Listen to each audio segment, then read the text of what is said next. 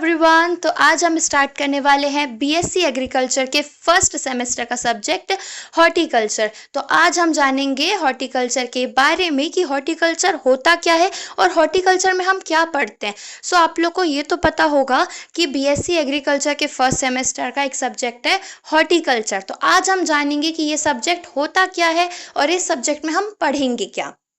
चलिए स्टार्ट करते हैं। सबसे पहले आता है हॉर्टिकल्चर। तो हॉर्टिकल्चर क्या होता है?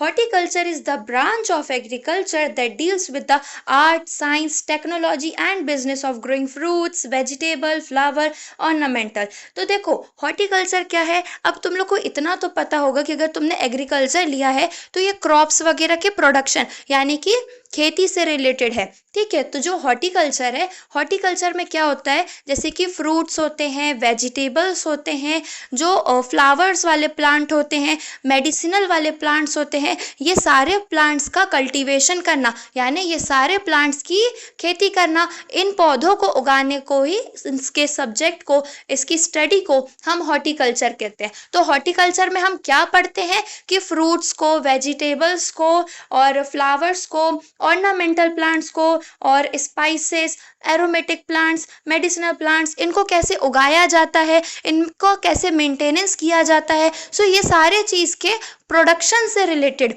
हम पढ़ते हैं हॉर्टिकल्चर में। तो अगर अब ये आता है तुम्हारे पेपर में 2 मार्क्स का, तो तुमको हॉर्टिकल्चर की ये डेफिनेशन लिखनी है। ठीक है, तो अब हम जानेंगे कि हॉर्टिकल्चर के अंदर जो ये बहुत सारे जो है जैसे टॉपिक्स है, जैसे फ्रूट्स, वेजिटेबल, तो उनके स्टडी को हम क्या कहेंगे। ठीक है, मतलब हॉर्टिकल्चर के अंदर कौन कौन सी सब स्टडीज आती हैं, हॉर्टिकल्चर के अंदर क्या क्या चीज़ें आता है। तो चलिए देखते हैं। सबसे पहले हॉर्टिकल्चर के अंदर अगर कुछ सबसे फर्स्ट अगर कुछ पूछा जाता है तो वो है पोमोलॉजी और ओलेरिकल्चर। ठीक है, अब जैसे कि सबसे एक मेन सब्जेक्ट है जैसे कि हॉर्टिकल्चर है, तो हॉर्टिकल्चर की ये ब्रांचेस हैं। ठीक है, पोमोलॉजी, ओलेरिकल्चर, ये सब क्या है, हॉर्टिकल्चर की ब्रांचेस हैं, यानी कि हॉर्टिकल्चर के अंदर आती हैं ये सारी चीज़ें।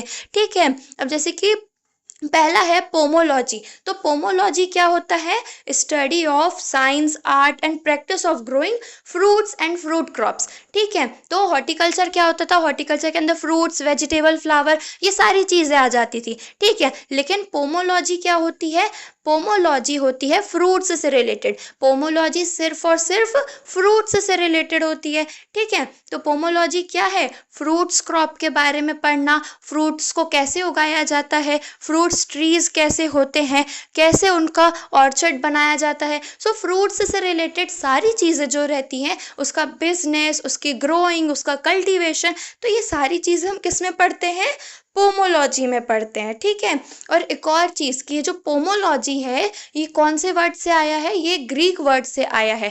ठीक है, पोमम और लोगस, पोमम और लोगस, जहाँ पे पोमम का मतलब होता है फ्रूट्स, पोमम का मतलब होता है फ्रूट्स और लोगस का मतलब होता है स्टडी, इसका मतलब स्टडी ऑफ फ्रूट्स। ठीक है, तो पोमोलॉजी कहाँ से आया है, ग्रीक वर्ड से आया है। पोमोलॉजी क्या है, फ्रूट्स और फ्रूट क्रॉप्स के बारे की स्टडी। ठीक है, फ्रूट्स से रिलेटेड जितनी भी चीज़ होती है पोमोलॉजी के अंदर आ जाएंगी। ओलेरिकल्चर, तो ओलेरिकल्चर क्या होता है, olericulture is a branch of horticulture. So olericulture horticulture की एक ऐसी ब्रांच है जिसमें हम वेजिटेबल और वेजिटेबल क्रॉप्स के बारे में पढ़ते हैं कि इनको कैसे ग्रो किया जाता है, कैसे मैनेज किया जाता है और कैसे इसका प्रोसेसिंग वगैरह की जाती है। सो वेजिटेबल से रिलेटेड जितनी भी चीज़ें हैं वो सब किसके अंदर आ जाएंगी, ओलेरिकल्चर के अंदर आ जाएंगी। ठीक है, ओलेरिकल्चर जो वर्ड है ये किससे आया है, ये आया है लैटिन वर्ड से। किससे आया है, लैटिन वर्ड से आया है।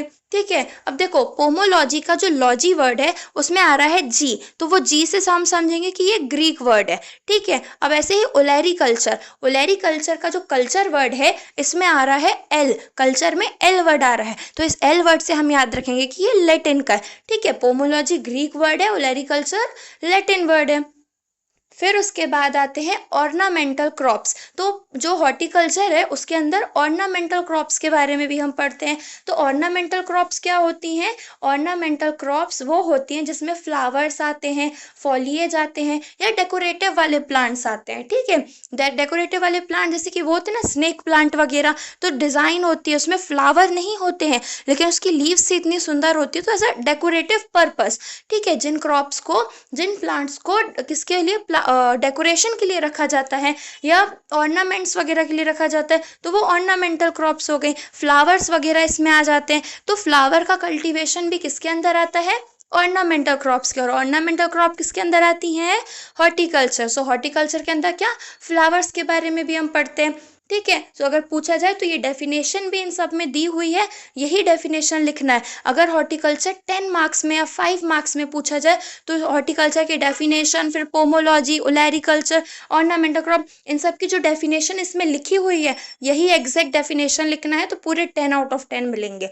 स्पाइसेस क्या होती हैं? स्पाइसेस, स्पाइसेस वगैरह सब जानते हैं ना, क्या होती हैं स्पाइसेस? ये क्या होते हैं, ऐसे होते हैं जो मतलब ऐसे कोई भी पौधा है, कोई भी पेड़ है, उसकी बार्क हो गई या उसकी लीव्स हो गई या उसके फ्रूट्स हो गए या ठीक है उसका कोई कोई भी प्लांट का कोई सा भी पार्ट हो गया, अगर उस पार्ट को हम, प्लांट के उस पार्ट को अगर हम किसके लिए, फ्लेवर के लिए यूज करें। ठीक है, जैसे कि हल्दी हो गया। ठीक है, तो हल्दी हो गया, तो हल्दी क्या है, एक ये स्पाइस है। हल्दी क्या है? स्पाइसेस है। तो जो खाने में जो स्पाइसेस डलते हैं कलर देने के लिए, टेस्ट देने के लिए, स्मेल देने के लिए, तो ये सब का किस में आ जाते हैं? स्पाइसेस में आ जाते हैं। ठीक है, तो जो स्पाइसेस होते हैं, जो कॉन्डिमेंट्स होते हैं, उसकी स्टडी भी किसके अंदर आती है? हॉर्टिकल्चर के अंदर आती है। ठीक है, फिर उसके बाद स्पाइसेस और कॉन्डिमेंट्स, इन दोनों के बीच का डिफरेंस जान लेते हैं कि होता क्या है, क्योंकि मोस्ट ऑफ द टाइम क्या होता है, लोग स्पाइसेस और कॉन्डिमेंट्स में कंफ्यूज हो जाते हैं। स्पाइसेस क्या होते हैं? स्पाइसेस होते हैं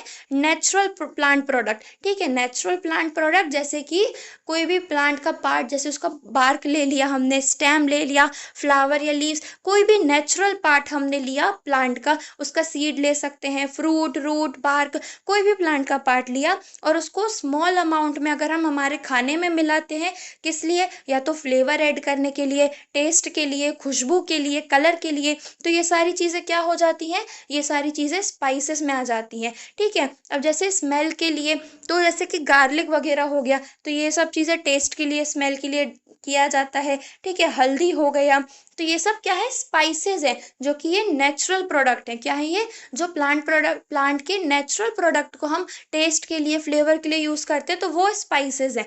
लेकिन कॉन्डिमेंट्स क्या होते हैं? ये फूड सब्सटेंस होते हैं, ये नेचुरल भी हो सकते हैं और प्रिपेयर्ड भी हो सकते हैं। ठीक है, कॉन्डिमेंट्स क्या होते हैं? या तो ये नेचुरल भी हो सकते हैं और प्रिपेयर्ड भी हो सकते हैं, जैसे कि जो सॉस है। ठीक है, सॉस वगैरह ये क्या हो जाएगा? ये कॉन्डिमेंट हो जाएगा, मतलब प्रिपेयर्ड, इसको प्रोसेसिंग करके फैक्ट्री में प्रोसेस करके बनाया गया है, लेकिन ये क्या है? फ्लेवर ऐड करने का, तो ये सॉस आ जाएगा इसके अंदर। मस्टर्ड, पिकल्स, केचप, चटनी, सॉल्ट, तो ये सब क्या होते हैं? ये कॉन्डिमेंट्स होते हैं जो कि प्रिपेयर किया जाता है, नेचुरल नहीं होते। ठीक है, नेचुरल को प्रिपेयर करके बनाया जाता है, तो ये सब कॉन्डिमेंट्स होते हैं और इसको ज़्यादा अमाउंट में यूज़ किया जाता है। ठीक है, तो ये होता है मेन डिफरेंस स्पाइसेस और कॉन्डिमेंट्स के बीच का। ठीक है, फिर उसके बाद मेडिसिनल क्रॉप्स और एरोमेटिक क्रॉप्स। मेडिसिनल क्रॉप्स क्या होती हैं? मेडिसिनल क्रॉप्स जैसे कि अशोका पेड़ हो गया, तुलसी हो गया, तो ऐसे प्लांट्स जो कि डिजीजेस को ठीक करने में होते हैं। ठीक है, जैसे एलोवेरा। एलोवेरा क्या होता है? अगर स्किन की कोई डिजीज है या इचिंग है तो एलोवेरा को हम यूज करते हैं, सो वो क्या है? एक मेडिसिनल प्लांट्स है। तुलसी, तुलसी को कफ वगैरह में यूज किया जाता है, वो एक मेडिसिनल प्लांट्स है। मतलब जो भी प्लांट्स में थेरेप्यूटिक प्रॉपर्टी होती है, थेरेप्यूटिक प्रॉपर्टी मतलब आयुर्वेदिक प्रॉपर्टी होती है कोई भी डिजीज को ठीक करने की, सो वो मेडिसिनल क्रॉप्स होते हैं। ठीक है, और ये मेडिसिनल क्रॉप्स भी हॉर्टिकल्चर के अंदर आते हैं। फिर है एरोमेटिक क्रॉप्स। एरोमेटिक क्रॉप्स क्या होते हैं? एरोमेटिक क्रॉप्स ऐसे क्रॉप्स होते हैं जो कि किस में यूज होते हैं? स्मेल के लिए, अरोमा के लिए। अरोमा का मतलब होता है स्मेल। ठीक है, जैसे परफ्यूम्स वगैरह हो गए। ठीक है, तो जो भी क्रॉप्स हम स्मेल के लिए, एक अच्छी अरोमा के लिए, एक अच्छी स्मेल के लिए हम ठीक है करते हैं तो वो एरोमेटिक क्रॉप्स होते हैं। ठीक है, जैसे कॉस्मेटिक में हो जाते हैं, कॉस्मेटिक इंडस्ट्रीज में, परफ्यूम इंडस्ट्रीज में जो भी मेकअप के प्रोडक्ट्स बनते हैं उसके लिए एरोमेटिक क्रॉप्स को यूज किया जाता है। अब देखो एक और इम्पॉर्टेंट चीज कि जो बहुत मतलब कई जगह ऐसे क्वेश्चन पूछे जाते हैं कि मेडिसिनल क्रॉप्स और एरोमेटिक क्रॉप्स का डिफरेंस क्या होता है। तो सबसे पहले तो इनकी डेफिनेशन लिखना और इनका एग्जाम्पल लिखना और ये कहाँ यूज होते हैं ये लिख देना, जो कि ये दोनों पैराग्राफ में अच्छे से दिया हुआ है। ठीक है, तो ये होते हैं मेडिसिनल क्रॉप और एरोमेटिक क्रॉप। ऐसे ही स्पाइसेस और कॉन्डिमेंट्स का भी डिफरेंस आता है। तो सबसे पहले इनकी डेफिनेशन लिखना, ये भी लिखना कि स्पाइसेस को स्मॉल क्वांटिटी में यूज़ करते हैं, कॉन्डिमेंट को लार्ज क्वांटिटी में यूज़ करते हैं। ठीक है, स्पाइसेस नेचुरल होते हैं, कॉन्डिमेंट्स प्रिपेयर्ड होते हैं। सो ये सारी चीज़ें, ये दो चीज़ों का डिफरेंस याद रखना, पहला स्पाइसेस और कॉन्डिमेंट्स का, दूसरा मेडिसिनल और एरोमेटिक प्लांट्स का, क्योंकि ये आता ही आता है। ठीक है, फिर उसके बाद है इम्पोर्टेंस ऑफ हॉर्टिकल्चर। ठीक है, तो अभी हमने क्या पढ़ा कि हॉर्टिकल्चर एक क्या है, एक सब्जेक्ट है बीएससी एग्रीकल्चर का, जिसके अंदर हम बहुत सारे अलग अलग टाइप के फ्रूट्स, फ्लावर, इन सब चीज़ों के बारे में पढ़ते हैं। फिर उसकी सब ब्रांचेस की हॉर्टिकल्चर के अंदर क्या क्या आता है, क्या क्या हॉर्टिकल्चर में हम पढ़ते हैं, सो वो सारी चीज़ें भी अभी हमने देखा। अब हॉर्टिकल्चर की इम्पोर्टेंस क्या है, तो देखो इम्पोर्टेंस की अगर हम बात करें, सबसे पहला आता है न्यूट्रिशनल सिक्योरिटी। न्यूट्रिशनल सिक्योरिटी का मतलब है कि हॉर्टिकल्चर के थ्रू हम जो क्रॉप्स को उगाते हैं, जैसे कि फ्रूट्स हमने उगाया तो फ्रूट्स में क्या होते हैं, बहुत सारे विटामिन्स होते हैं। ठीक है, हमने वेजिटेबल उगाया तो उसमें बहुत सारे क्या होते हैं, वेजिटेबल में भी विटामिन्स होते हैं, प्रोटीन्स होते हैं। सो ये सारे क्या कहते हैं, न्यूट्रिएंट्स बढ़ाते हैं। ठीक है, फाइबर होता है। तो जो हॉर्टिकल्चर क्रॉप्स होती हैं जैसे फ्रूट्स, वेजिटेबल, मेडिसिनल, सो ये क्या होते हैं, इनमें विटामिन्स होता है, अच्छा मिनरल्स होता है, एंटीऑक्सीडेंट होता है, जिससे क्या होता है, हमारी गुड हेल्थ होती है, अच्छी हेल्थ होती है। सो इसी को बोलते हैं न्यूट्रिशनल सिक्योरिटी। तो horticulture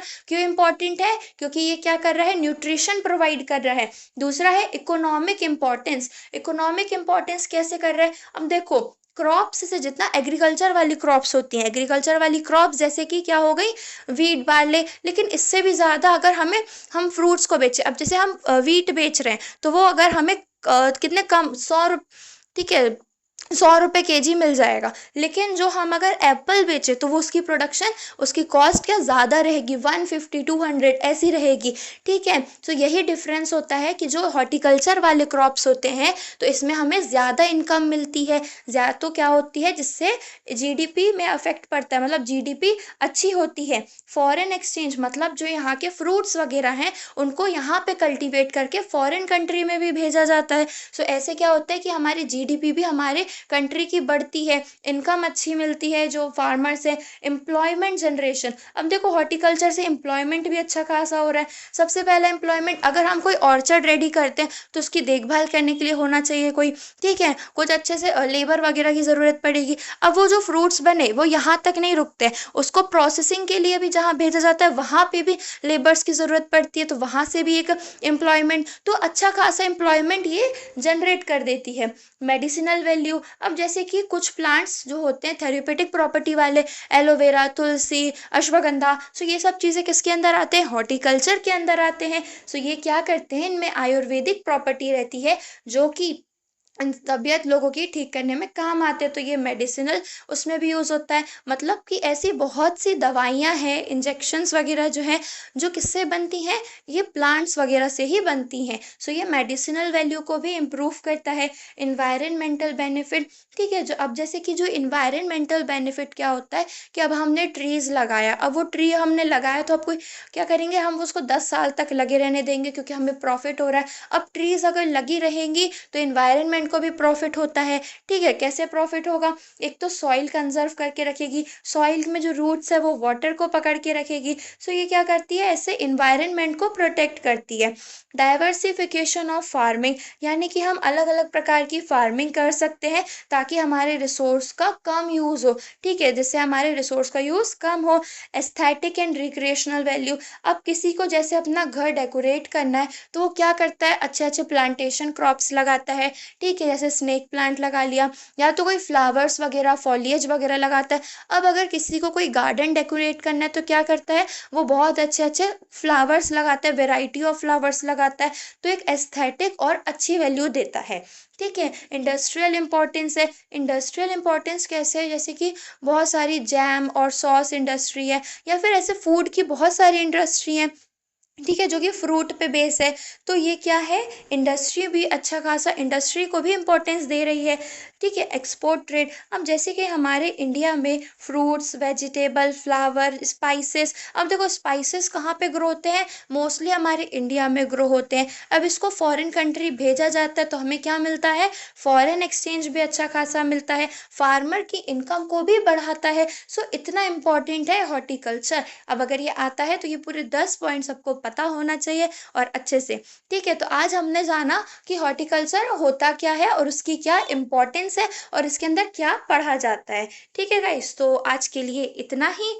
thank you guys, bye bye. अब आप लोग यहाँ तक आ ही गए हैं तो मेरे चैनल को सब्सक्राइब कर लीजिए। और हाँ, मैं अब न्यू प्लेलिस्ट भी स्टार्ट करने वाली हूँ हॉर्टिकल्चर के साथ। सबसे पहली तो है इंट्रोडक्शन टू मैथमेटिक्स, जो कि सबसे टफ सब्जेक्ट माना जाता है बीएससी एग्रीकल्चर वालों के लिए, एंड साथ ही एग्रोनॉमी की भी इसके जस्ट बाद स्टार्ट होने वाली है। तो आप लोगों को फर्स्ट सेमेस्टर के सारे सब्जेक्ट्स मिल जाएंगे। तो मेरे चैनल को सब्सक्राइब कर लीजिए और मेरे वीडियो को लाइक कीजिए। Thank you guys, bye bye.